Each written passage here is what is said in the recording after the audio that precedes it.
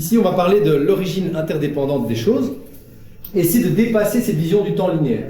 Donc, tout crée tout.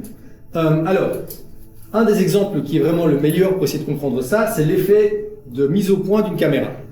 Quand vous faites une mise au point, elle ne se déroule pas d'un bout à l'autre, il n'y a pas un point qui devient moins flou en conséquence d'un autre point qui devient un peu moins flou. Vous voyez, tout est simultanément plus net quand vous faites une mise au point.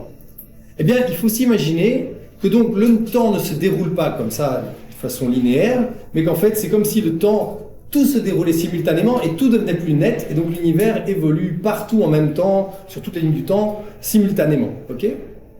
Alors, je vous avais donné l'exemple d'un pavé qui tombe au milieu d'une mare d'eau complètement plate, avec cette espèce d'onde qui se propage.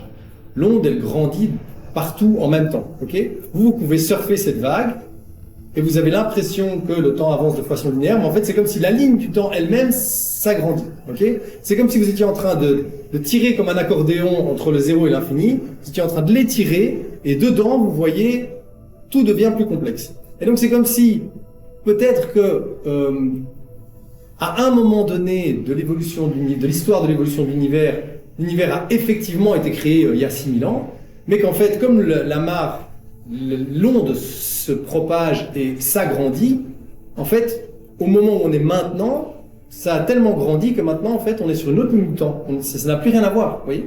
Okay ?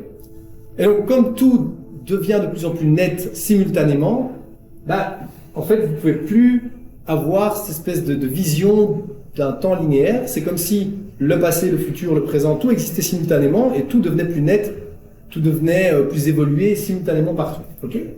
Donc voilà, c'est pas évident à comprendre, mais ça vous permet d'approcher cette idée-là. Parce qu'il n'y a aucune raison que si vous deviez explorer ce qu'il y a entre le zéro et l'infini, que vous comptiez dans l'ordre. 1, 2, 3, il n'y a pas de raison. D'accord ? Tout apparaît simultanément.